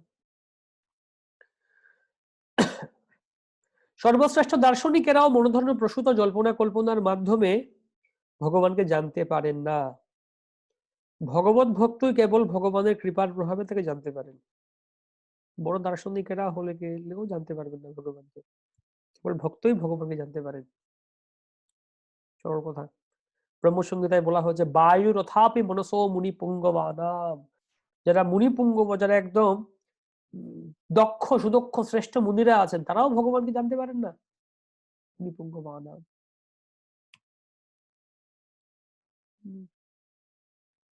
তো গীতায় বলছেন দেবতারা বা মহর্ষিরাও আমার উৎপত্তি অবগত হতে পারেন না, কেননা সর্বতভাবে আমি দেবতা ও মহর্ষিদের আদি কারণ। অহমাদির হি দেবানাম মহর্ষিনাম চ সর্বশঃ। তারাও জানতে পারেন না আমাকে, তাই ভগবান বলছেন। সুতরাং ভগবান সম্বন্ধে অজ্ঞ অসুরদের কথা বলাই বাহুল্য। কি আর জানতে পারে এরা ভগবানকে? চতুর্থ মন্ত্রে স্পষ্টভাবে ইঙ্গিত করা হয়েছে যে পরম তত্ত্ব হচ্ছেন অন্তিমে পরম ব্যক্তি, তা না হলে তার ব্যক্তি সত্তার সবিশেষ রূপের সমর্থনে নানাবিধ লক্ষণ উল্লেখের কোনো প্রয়োজনই ছিল না। কোনো প্রয়োজনই ছিল না।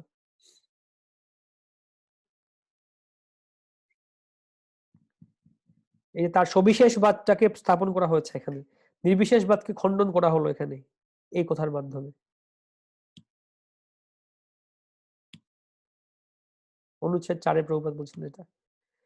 তো ভগবান আমাদের সীমিত উপলব্ধির অতীত। ভগবান আমাদের সীমিত উপলব্ধির অতীত, তাকে আমরা আমাদের সীমিত উপলব্ধি দ্বারা বুঝতে পারবো না। কোথাকার কে আমরা চলে এসেছি, ভগবানকে বুঝে যাবো আমরা তো সহজে?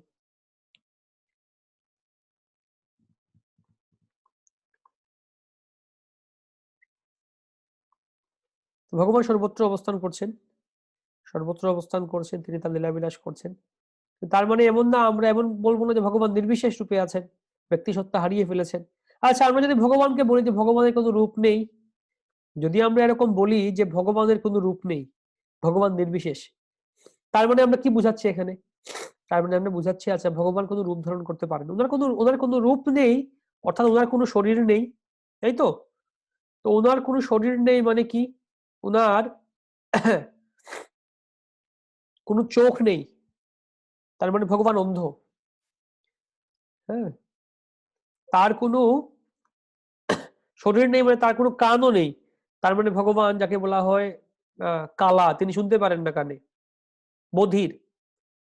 হ্যাঁ, ভগবানের কোনো শরীর নেই মানে ভগবানের কোনো মুখও নেই, তিনি কথা বলতে পারেন, তিনি বোবা। ভগবানের কোনো আহ শরীর দেহ নেই, রূপ নেই, তার মানে ভগবানের কোনো পাও নেই, তিনি চলতে পারেন না, তিনি পঙ্গু। তার মানে আমরা ভগবানকে কি বলছি? যে ভগবান হচ্ছেন অন্ধ, আতুর, বোবা, বধির, পঙ্গু। এটা কি ভগবানের মহিমা করা হচ্ছে না ভগবানকে আমরা নিন্দা করছি? ভগবানকে নিন্দা করছি আমরা।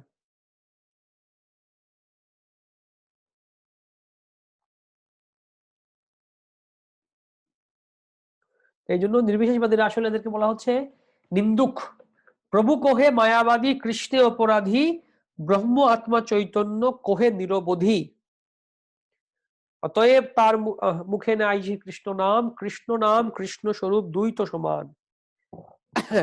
মহাপ্রভু বলছেন যে মায়াবাদীরা, এই নির্বিশেষবাদীরা কৃষ্ণ অপরাধ করছেন, ভগবানের এই যে রূপটাকে প্রাকৃত করিয়া মানে বিষ্ণু কলেবর, বিষ্ণু নিন্দা নাহিয়া আর ইহার উপর। যারা ভগবানের এই যে রূপকে প্রাকৃত জড় বলে মনে করছে, এর থেকে বড় আর বিষ্ণু নিন্দা হতে পারে না। সর্বোচ্চ বিষ্ণু নিন্দা হচ্ছে এটা। হ্যাঁ, বিষ্ণু নিন্দা নাহি আর ইহার উপর।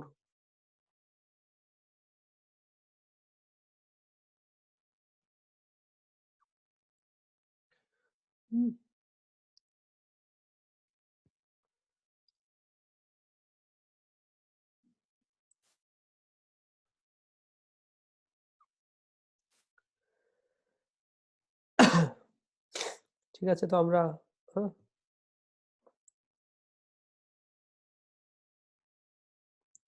এই শ্লোকের মূল থিমটা হচ্ছে এটা ভগবানের গুণ মহিমা বৈশিষ্ট্য বর্ণনা করা হচ্ছে এই শ্লোকে। তারপর মন্ত্র 5 যাই আমরা। तदेजति तन्नेजति तद्दुरे तद्वन्तिके तदन्तरस्य सर्वस्य तदु सर्वसास्य बाह्यतः। পরমেশ্বর ভগবান সচল এবং অচল, তিনি বহু দূরে আছেন আবার সন্নিকটে অবস্থান করছেন। তিনি সকল বস্তুর অন্তরে ও বাইরে অবস্থান করেন। সকল বস্তুর অন্তরে এবং বাইরে অবস্থান করেন। ভগবান সচল, চলছেন, আবার অচল, চলছেন না। এটা কি ধরনের কথা? সচল আবার অচল দুটোই, সচল এবং অচল দুটোই। তিনি বহু দূরেও থাকেন আবার কাছেও থাকেন।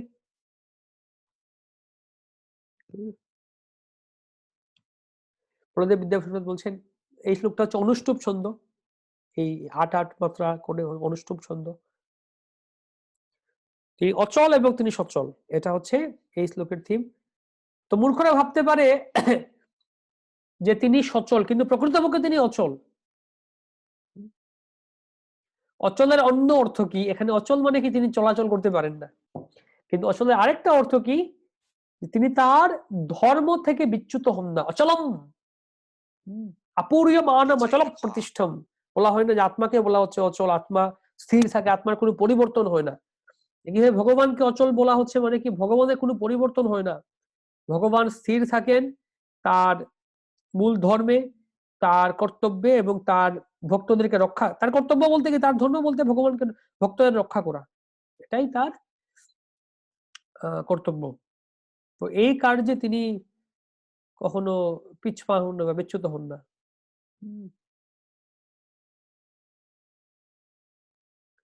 অচল, সচল এবং অচল।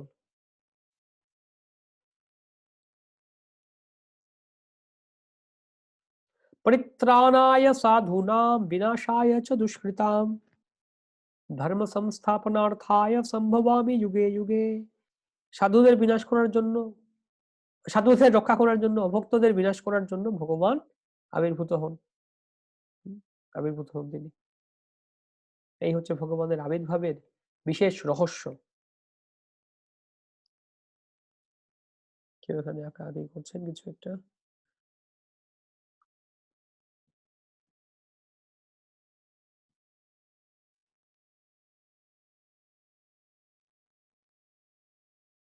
ওকে।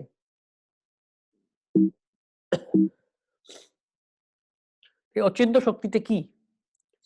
অচিন্ত খলু এ ভাবান তম স্তার্কে ন যোজয়েত। অচিন্ত অর্থাৎ সমস্ত কিছু যেটা আমাদের চিন্তার অতীত, আমরা চিন্তা করতে পারি না, অচিন্ত্য। আমরা আমাদের চিন্তা ভাবনা দিয়ে ধরতে পারি না তাকে,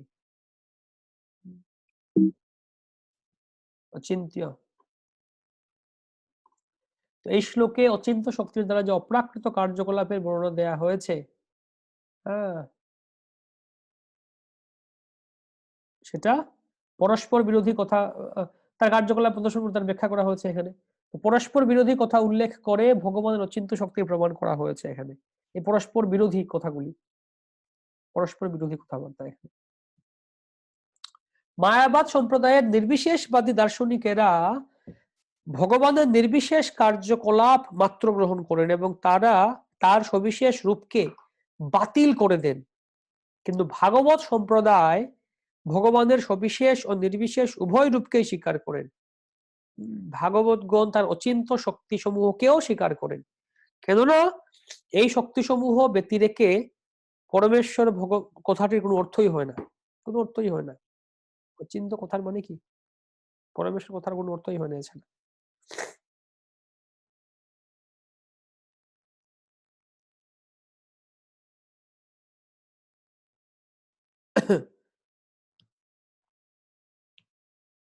তো ভগবানের বিরুদ্ধ গুণ জড়জগতে একই সঙ্গে এক ব্যক্তির মধ্যে বিরুদ্ধ গুণ থাকতে পারে না, কিন্তু ভগবানের মধ্যে থাকতে পারে।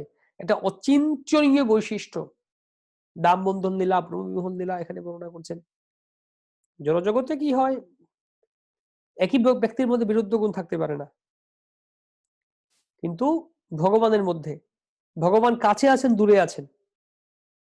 তো একটা ভক্তিবিনোদ ঠাকুর বলছেন যে ভগবানের একটা শক্তি আছে যাকে বলা হয় সেই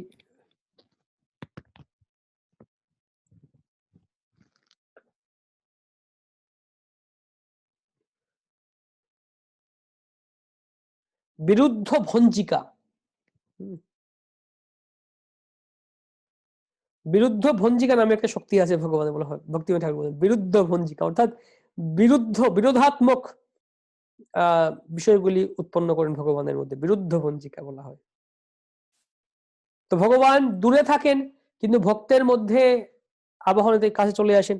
যে উদাহরণ দিচ্ছি আমরা, যেমন পানিহাটিতে ভগবান লীলা হয়েছিল, ভগবান কোথায় পুরীতে ছিলেন, কিন্তু যখন নিত্যানন্দ প্রভু সেই চিরাতুতি মহোৎসবে মহাপ্রভুকে আহ্বান করলেন, মহাপ্রভু চলে এলেন সেখানে, তৎক্ষণাৎ চলে এলেন সেই সেই চিরাদধি খাওয়ার জন্য মহাপ্রভু চলে এলেন সেই ফিস্টে, এবং নৃত্য কীর্তন হলো সেখানে। তো চারটি জায়গায় মহাপ্রভু সবসময় থাকেন, চারটি জায়গায় মহাপ্রভু সবসময় থাকেন। কোথায় কোথায়? সচির অঙ্গনে আর শিবাস কীর্তনে, নিত্যানন্দ নর্তনে আর রাঘব ভবনে। এই চারি ঠাই প্রভুর সদা আবির্ভাব, প্রেমাকৃষ্ট হয় প্রভুর সহজ স্বভাব। সচিত মায়ের অঙ্গনে, তার বাড়িতে সচিমা যখন ভোগ রন্ধন করে মহাপ্রভুকে নিবেদন, মহাপ্রভু চলে আসেন তৎক্ষণাৎ এটা গ্রহণ করার জন্য।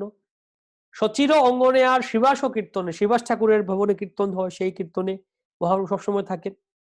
সচির অঙ্গনে আর শিবাস কীর্তনে, নিত্যানন্দ নর্তনে, নিত্যানন্দ যেখানে নৃত্য কীর্তন করেন সেখানে মহাপ্রভু আসেন সবসময়। আর রাঘব ভবনে, সেখানেও চলে আসেন। পানিহাটিতে রাঘব ভবন আছে, রাঘব পণ্ডিতের ভবন আছে। আচ্ছা, দ্রৌপদীর সেই ইয়েতে লীলা ছিল, ভগবান চলে আসছেন এখানে। দুর্বাসা মুনির ক্ষেত্রেও ভগবান রক্ষা করতে আসছেন, সেই অম্বরীশ মহারাজের কাহিনীতে। প্রহ্লাদ মহারাজের ক্ষেত্রেও।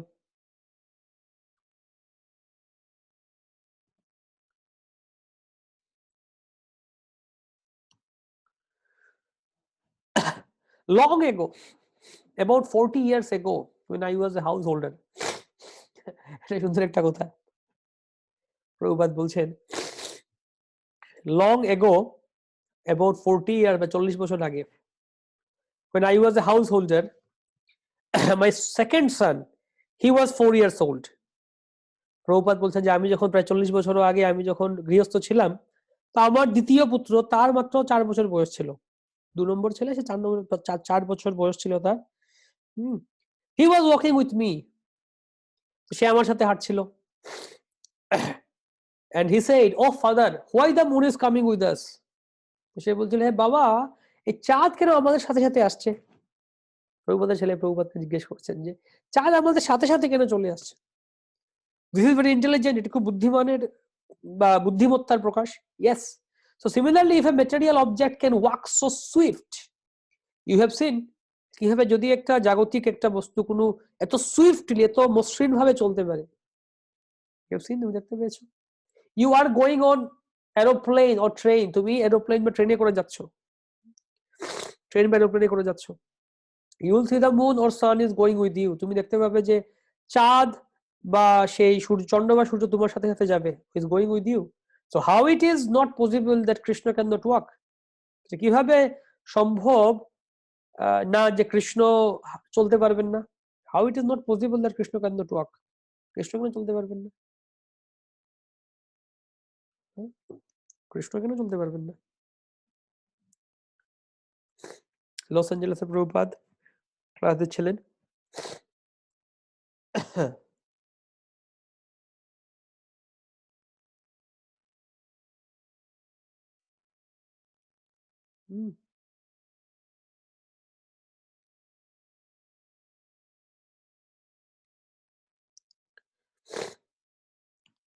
তো শ্রীমদ্ ভগবত গীতায় বলছেন, ময়া ততমিদম সর্বম জগত ব্যক্ত মূর্তিনা মৎস্থানি সর্বভূতানি চাহম তেষু অবস্থিতঃ। অব্যক্ত রূপে আমি সমগ্র জগতে ব্যাপ্ত আছি, সমস্ত জীব আমাতেই অবস্থিত আছে, কিন্তু আমি তাতে অবস্থিত নই। জীবেরা আমাতে আছে কিন্তু আমি জীবের মধ্যে অবস্থিত নই। এই হচ্ছে পার্থক্য।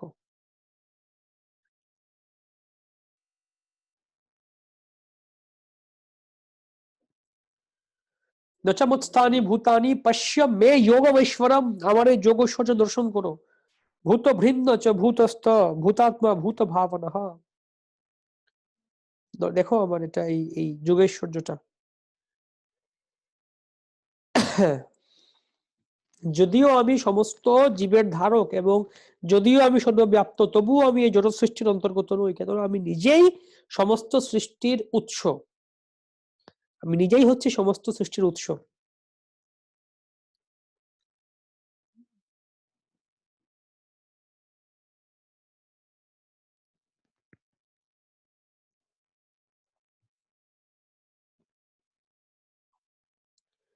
শ্রীমদ্ ভাগবতে ভগবত গীতায় বলছেন, ময়া ততমিদম সর্বম জগত ব্যক্ত মূর্তিনা মৎস্থানি সর্বভূতানি নচাহম তেষু অবস্থিতঃ। অব্যক্ত রূপে আমি সমস্ত জগতে ব্যক্ত আছি, সমস্ত জীব আমাতেই অবস্থিত, কিন্তু আমি তাতে অবস্থিত নই। আমি তাতে অবস্থিত নই।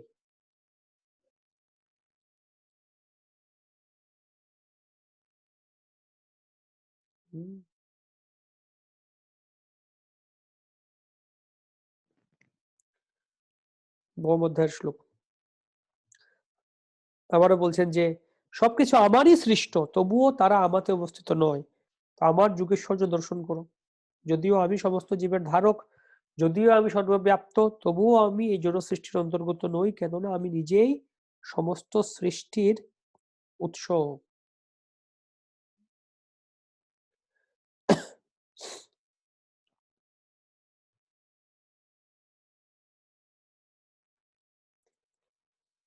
সতর্কবাণী করে দিচ্ছেন এই উপনিষদ আমাদের কাছে। কি সতর্কবাণী? যেহেতু আমরা ভগবানকে সচক্ষে দর্শন করতে পারি না, আমাদের মনে করা উচিত নয় যে তাই ভগবানের কোনো সবিশেষ সত্তা নেই, যেন আমরা এরকম মনে না করি। ও ভগবানকে যেহেতু আমরা দেখতে পাচ্ছি না, তাই ভগবান নির্বিশেষ।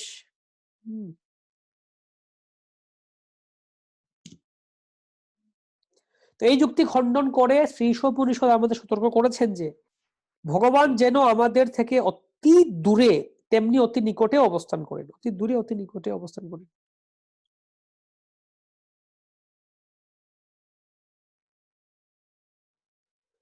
তো ভগবান সম্বন্ধে মূর্খদের অনুমান কি? তারা বলে থাকে, তবুও ভগবান যখন আমাদের কাছে আবির্ভূত হন তখন আমরা তাকে অবজ্ঞা করি। ভগবত গীতায় পরমেশ্বর ভগবান এই বিচার বুদ্ধিহীন অবস্থার নিন্দা করে বলেছেন, মূর্খরাই কেবল তাকে মরণশীল ব্যক্তি বলে অনুমান করে উপহাস করে। মূর্খরাই মননশীল বলে উপহাস করে। অবজানন্তি মাম মূঢ়া মানুষীম তনুমাশ্রিতম পরম ভাবম জানন্তম মম ভূত মহেশ্বরম।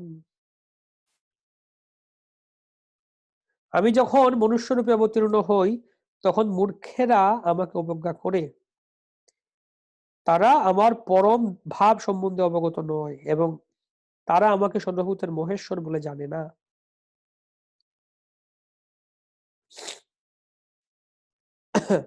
প্রভুপাদ লস এঞ্জেলেসে বলছেন, and so far philosophical speculation is concerned, one philosopher is putting some theory, another philosopher is putting some theory. There is contradiction, and unless you defy another philosopher, you cannot be a famous philosopher. That is the way of philosophical. Then how to get real information? That is stated that dharmasya tattvam nihitam guhayam. The secret of religious process is lying in the cave or within the heart. So how to realize it? Mahajano yena gatasya pantha. You have to follow great personalities. Therefore, we are trying to follow Lord Krishna or Lord Chaitanya. That is perfection. You have to take evidences from the Vedas. You have to follow the instruction. The success is sure. That's all. That's all. যে এই ধরনের philosophical মানসিক বা দার্শনিক জল্পনা কল্পনা আছে, বলা হয়, তো একজন দার্শনিক এসে একটা কথা বলবে, আর একজন এসে আরেকটা কথা বলবে, ভিন্ন কথা বলবে। যতক্ষণ না আপনার নিজস্ব একটা মতামত থাকছে ততক্ষণ আপনাকে মুনি বলা হবে না। তাহলে কো প্রতিষ্ঠ সুতয় বিভিন্ন নাসা বৃষির ইয়াস্য মতম ভিন্নম। যতক্ষণ পর্যন্ত আপনার নিজস্ব একটা মতবাদ তৈরি করছেন ততক্ষণ পর্যন্ত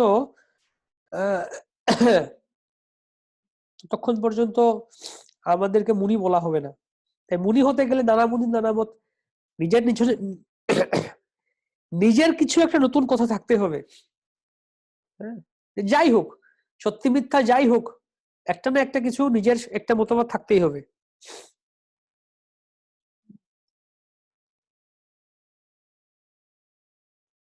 তাহলে কোত্থেকে আমরা জানতে পারবো?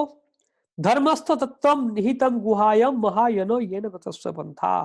এই ধর্ম তত্ত্বটা কোথায় লুকানো আছে? এটা মহাজনদের, আচার্যদের হৃদয়ে, গহ্বরে, হৃদয়রূপী গুহাতে লুকায়িত আছে। ধর্মস্থ তত্ত্বম নিহিতম গুহায়ম মহায়ন জন ইয়েন গতস্য পন্থা।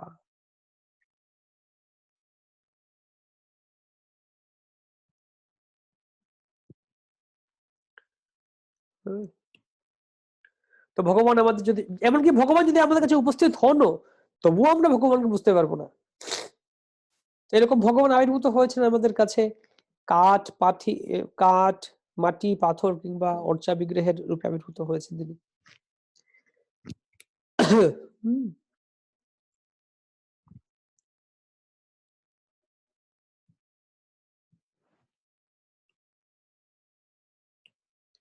এই হচ্ছে ভগবান রূপ দিয়ে আসছেন আমাদের সামনে, কিন্তু আমরা বিশ্বাস করি না।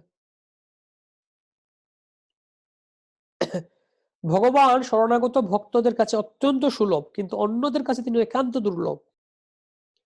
ভক্তের কাছে অত্যন্ত সুলভ, কিন্তু অন্যের কাছে অত্যন্ত দুর্লভ, তিনি একান্ত দুর্লভ। ভক্তরা সহজে ভগবানকে লাভ করতে পারেন।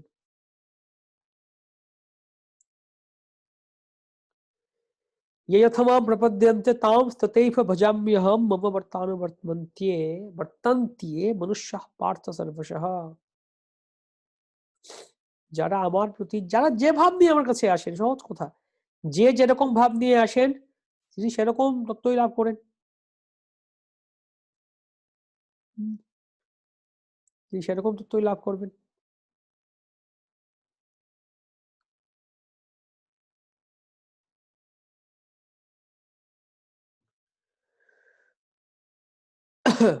Krishna says, anyone offering me something with faith and love, I eat. আমাকে যদি কেউ কোনো কিছু নিবেদন করে প্রেম ভালোবাসা সহকারে, আমি এটা আহার করি। পিপল মে আস্ক, তারা হয়তো জিজ্ঞেস করতে পারে, oh, Krishna is far away in Goloka Vrindavan, Krishna হয়তো অনেক দূরে আছেন গোলক বৃন্দাবনে। হাউ হি ইটস, তিনি কিভাবে আহার করেন? হাউ হি টেকস, তিনি কিভাবে গ্রহণ করেন? And oh, that is God, ইনি হচ্ছেন ভগবান। Yes he eats, yes he takes, তিনি গ্রহণ করেন। He walks, he does not walk, immediately comes, তৎক্ষণাৎ চলে আসেন তিনি। But you must have the qualification to call him. তোমার যোগ্যতা থাকা চাই ভগবানকে ডাকার জন্য, যোগ্যতা থাকা চাই। But you must have the qualification to call him. If you are actually a devotee, immediately Krishna is present. Just like Hiranyakashipu challenged devotee Prahlad, where is your God? Do you think the Prahlad was looking at the column? Oh, do you think the God is here? All right, he immediately broke. Ah, Krishna came, that is Krishna. আমাদের সেই যোগ্যতা থাকা চাই ভগবানকে ডাকার জন্য।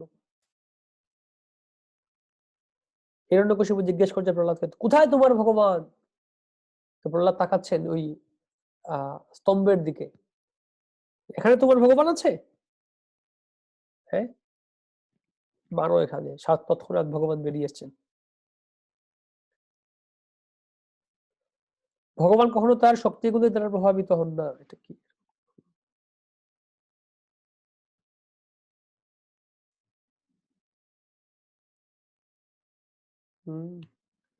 তো এই প্রসঙ্গে শাস্ত্রে বর্ণিত সগুণ এবং নির্গুণ শব্দ দুটি অত্যন্ত তাৎপর্যপূর্ণ।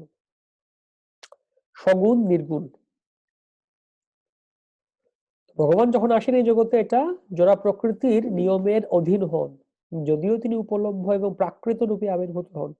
সকল শক্তির উৎস হওয়ায় তার কাছে যথাশক্তি ও চিন্ময় শক্তির মধ্যে কোনো ভেদ নেই। সকল শক্তির নিয়ন্তা বলে আমাদের মতো তিনি কখনো সেই শক্তিগুলির দ্বারা প্রভাবিত হন না। ভগবান সকল শক্তির দ্বারা নিয়ন্তা হচ্ছেন, তিনি এগুলোর দ্বারা প্রভাবিত হন না। ভগবান সেই শক্তিমান।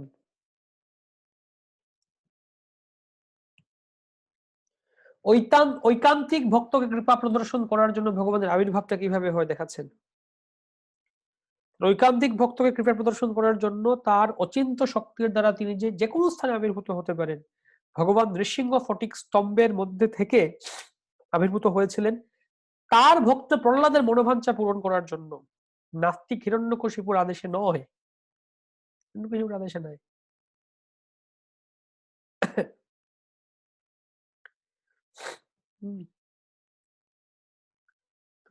নৃসিংহদেব কেন এসেছিলেন? হিরণ্যকশিপুর কথায় আসেননি, প্রহ্লাদ মহারাজের জন্য এসেছিলেন তিনি। প্রহ্লাদের ইচ্ছা ছিল, হে ভগবান আপনাকে দর্শন করব।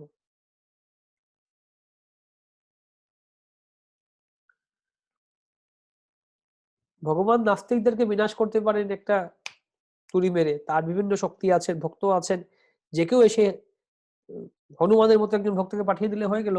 নাস্তিকদের বিনাশ করা কোনো ব্যাপারই না। হনুমান চাইলে রাবণকেও একাই ধ্বংস করে দিতে, হত্যা করতে পারত।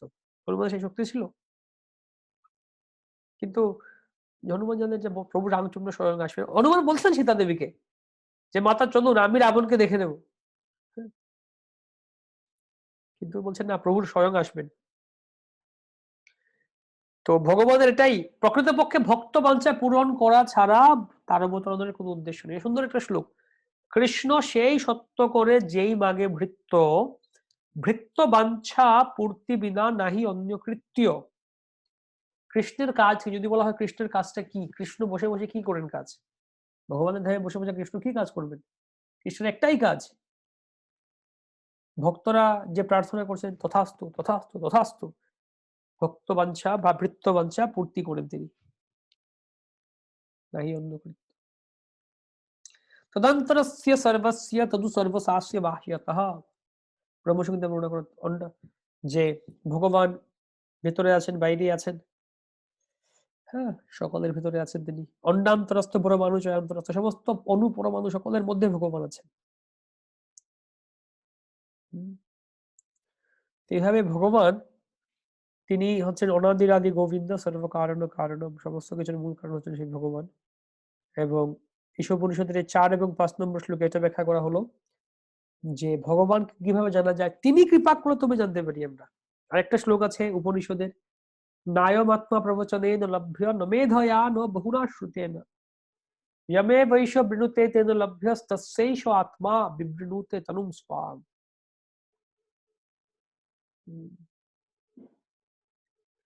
ভগবানকে দক্ষ প্রবচনের মাধ্যমে জানা যায় না,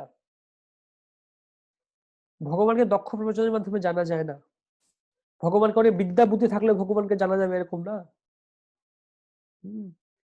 অনেক কিছু করে আমাদের চেষ্টায় আমরা ভগবানকে জানতে পারি না। কিভাবে জানতে পারি? ভগবান যখন কৃপা করে আমাদেরকে জানাবেন তখন জানতে পারি।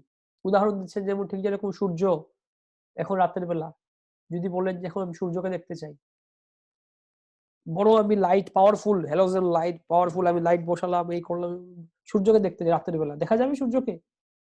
না। কিভাবে দেখতে পারি? না, আগামীকাল সকালবেলা যখন সূর্যোদয়ের সময় সূর্য নিজের ইচ্ছায় উদিত হবেন তখনই আমরা সূর্যকে দেখতে পাবো, এছাড়া না। নিজের ইচ্ছা যখন সূর্য আসবেন তখনই দেখতে পাবো, এছাড়া আমরা দেখতে পাবো না সূর্যকে। यमे वैश्य वृणुते तनुलभ्यस्तस्यैष आत्मा विवृणुते तनुं स्वाम। তাই হচ্ছে মূল তত্ত্ব, ভগবানের কৃপার দ্বারাই তাকে লাভ করা যায়, সেবার মাধ্যমে, তার ভক্তদের কৃপার মাধ্যমে। এই ঈশোপনিষদে, এটা মূলত ঈশোপনিষদের যে শ্লোকগুলি, এটা প্রচার ক্ষেত্রে গুরুত্বপূর্ণ একটা সেকশন, একটা গ্রন্থ। প্রচার ক্ষেত্রে এই জন্য সবগুলো দেখবেন প্রচার ক্ষেত্রে প্রয়োগে বেশিরভাগ গুরুত্ব দেওয়া হচ্ছে এখানে ঈশোপনিষদটা।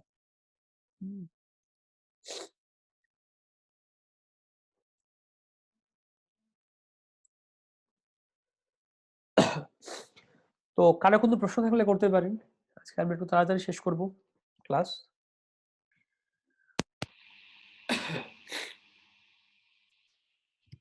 পরম নৃসিংহ প্রভু। হরে কৃষ্ণ প্রভু, ধন্যবাদ। ধন্যবাদ, প্রণাম। প্রভু এখানে একটা প্রশ্ন ছিল, ভগবত কমিউনিজম 1 নম্বর মন্ত্রে, হ্যাঁ, তো সেইটা কোথা থেকে লিখবো ঠিক বুঝতে পারছি না। ভগবত কমিউনিজম হচ্ছে সেই ভাগবত সাম্যবাদ, অর্থাৎ সবকিছু ভগবানের, ওইটাই ভগবত কমিউনিজম, সবকিছু ভগবানের সম্পত্তি, কোনো কিছু আমাদের কিছু না, সেরকম কমিউনিজম মানে সাম্যবাদ বলা হয়। তো সাম্যবাদী কথার আচ্ছা, মধ্যে কি সবাই মনে করে সবকিছু সকলের সম্পত্তি এক, না, কমিউনিজম আর সবাই সমান ক্যাপিটালিজম, ভাগ। কমিউনিজম আর ক্যাপিটালিজম, তো বলে সবকিছু আবার সবার, কারো কোনো মালিকানা নেই। বা আমাদের যে সাম্যবাদ, হ্যাঁ সবকিছু ভগবানের সম্পত্তি এবং সমানভাবে আমাদের এটা ভগবান যে যেরকম কোনটা দিয়েছে। তো আমি শেয়ার করেছিলাম আচ্ছা পিডিএফ ফাইল, এখানে আছে, এটা দেয়া আছে পিডিএফ ফাইলের মধ্যে, কত কথা পাওয়ার পয়েন্ট ছিল এটা।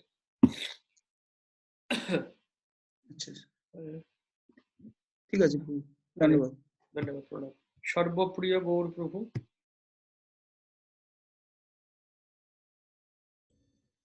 হরে কৃষ্ণ প্রভু, ধন্যবাদ, প্রণাম। প্রণাম প্রভু। প্রভু এখানে ওই রেফারেন্সে যখন আমি গীতাতে যাচ্ছি, গীতাতে গিয়ে আপনার সপ্তম অধ্যায়ের 4 নম্বর শ্লোকটা, 4 নম্বর শ্লোকে যে এখানে তাৎপর্যে যেটা দেখি, প্রাকৃতিক সৃষ্টি নির্মিতে ভগবান শ্রীকৃষ্ণের সাংস 3 জন বিষ্ণু রূপে প্রকট হন। প্রথম মহাবিষ্ণু মহত্তত্ত্ব নামে সম্পূর্ণ ভৌতিক শক্তি সৃজন করেন। দ্বিতীয় গর্ভোদকশাহী বিষ্ণু সমস্ত ব্রহ্মাণ্ডের নানাবিধ সৃষ্টি করার জন্য তার মধ্যে প্রবেশ করেন। তৃতীয় ক্ষীরোদকশাহী বিষ্ণু পরমাত্মা রূপে সমস্ত বিশ্ব ব্রহ্মাণ্ডকে পরিব্যাপ্ত হন, এমনকি পরমাণু রূপ গুলির মধ্যেও বিরাজ করেন। কিন্তু 3 বিষ্ণু তত্ত্ব সম্বন্ধে যিনি আচ্ছা, এই জায়গাটা প্রভু, এই দ্বিতীয় গর্ভোদকশাহী বিষ্ণু সমস্ত ব্রহ্মাণ্ডের নানাবিধ সৃষ্টি করার জন্য তাদের মধ্যে প্রবেশ করেন, আর তৃতীয় ক্ষীরোদকশাহী বিষ্ণু পরমাত্মা রূপে সমস্ত বিশ্ব ব্রহ্মাণ্ডে পরিব্যাপ্ত হন, এমনকি তিনি পরমাণুর মধ্যেও বিরাজ করেন। মানে এই জায়গাটা একটু, এই 3টে বিষ্ণুর একটু যদি আপনি ইলাবোরেটলি একটু যদি ব্যাখ্যা করে দেন আপনার মতন করে, তার সাথে সুবিধা হয় আমার। আচ্ছা, ভালো। তো আমি এক কাজ করব, আসলে আজকে আমরা এনার্জি একটু কম আছে, আজকের দিনে আমার এই নিয়ে 6 নম্বর ক্লাস চলছে, এরপর আরেকটা ক্লাস আছে। না ঠিক আছে, কোনো অসুবিধা নেই, আপনি তো আমি এক কাজ করি, আমি একটা ভিডিও এই বিষয়ের উপরে ভিডিও করেছি একটা, আমি চার্ট এঁকে ছবি এঁকে, তো আমি ভিডিওটা আপনাদের গ্রুপে শেয়ার করে দিচ্ছি। হ্যাঁ, আপনারা সেই ভিডিও এই টপিকটার উপর 3 জন বিষ্ণু তত্ত্ব কি কি, 3 জন বিষ্ণু তত্ত্ব কি আছে, তো সেটা আমি গ্রুপে শেয়ার করে দিচ্ছি, সেখানে আপনার ভিডিওটা দেখুন। তারপরে যদি প্রশ্ন থাকে, বুঝতে না পারলে আগামী ক্লাসে আপনি আবার জিজ্ঞেস করুন। ঠিক আছে বাবু, ঠিক আছে, ওকে বাবু, হরি বল। আমাদের 3টা ভক্তিশাস্ত্রী ক্লাস চলছে, আজকে সকালে একটা বর্ণাশ্রম কলেজের, হ্যাঁ বুঝতে পারছি, আপনাকে দেখেই বোঝা যাচ্ছে প্রভু। সর্দি কাশি, রাতে এখন আমাদের রাত আজকে শুরু হচ্ছে রাত 9:30 থেকে 11টা পর্যন্ত ক্লাস ভক্তিশাস্ত্র। এটা হচ্ছে বাহরাইনের ভক্তদের, হিন্দিতে আবার।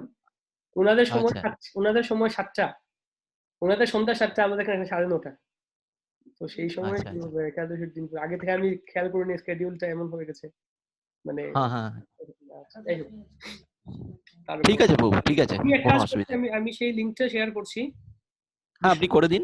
হ্যাঁ, এই বিষয়টার উপরে আলোচনা করেছিলাম আমরা। হ্যাঁ আমরা দেখে নেবো আমরা, ঠিক আছে। ওকে, আর কোনো প্রশ্ন?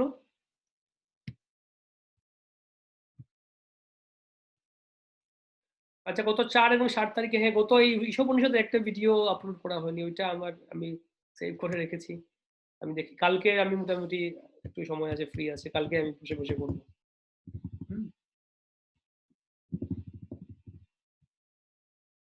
আর কোনো প্রশ্ন কারো?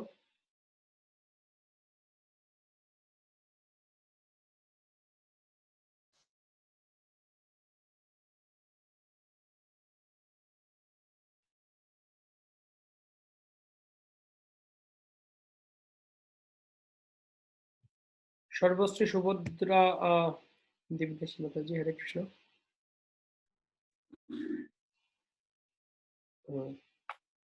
হরে কৃষ্ণ প্রভু, ধন্যবাদ, প্রণাম। প্রণাম। প্রভু ওই যে 9 নম্বর ভাগবত গীতায় 9 নম্বর অধ্যায়ের 4 নম্বর শ্লোক যেটা আপনি বললেন না, ওই জায়গাটা একটু লাস্টের দিকটা একটু বুঝতে পারছি না, ওটা ভগবান সবারই মধ্যে আছেন আবার নেই, ওই জিনিসটা তো কিন্তু সেটা একটু বুঝিয়ে দিন। ভগবান সকলের মধ্যে আছেন। কিভাবে আছেন সকলের মধ্যে? পরমাত্মা রূপে।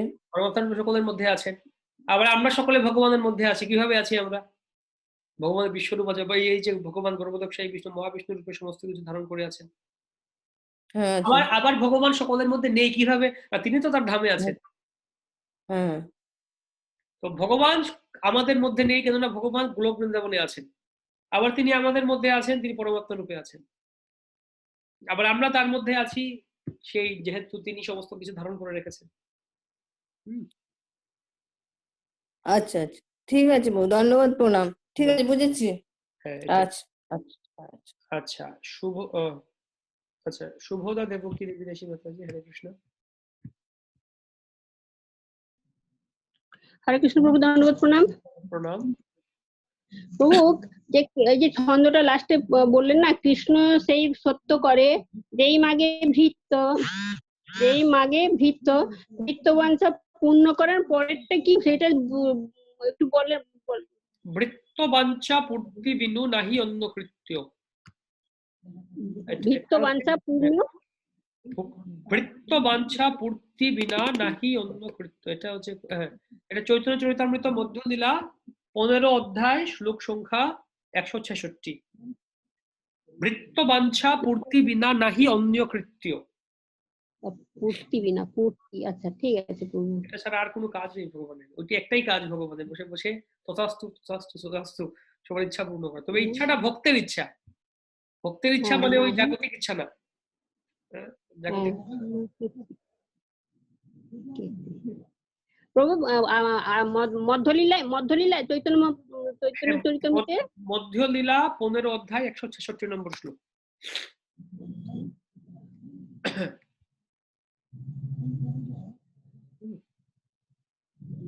ওকে, 166 yes 166 মধ্যলীলা হরি বল প্রভু। 166 নম্বর শ্লোক।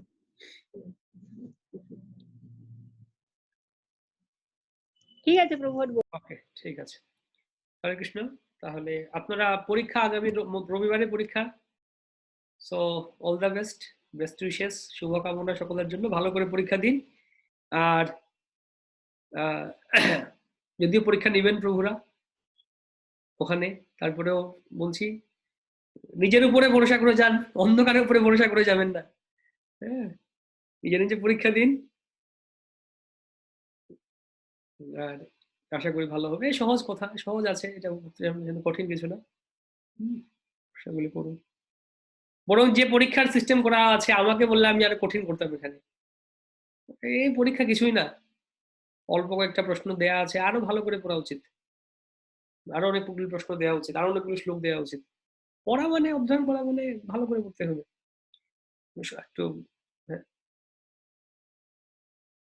ঠিক আছে, ধন্যবাদ। হরে কৃষ্ণ কৃষ্ণ কৃষ্ণ হরে হরে, হরে রাম রাম রাম হরে হরে। শ্রীল প্রভুপাদ কি জয়।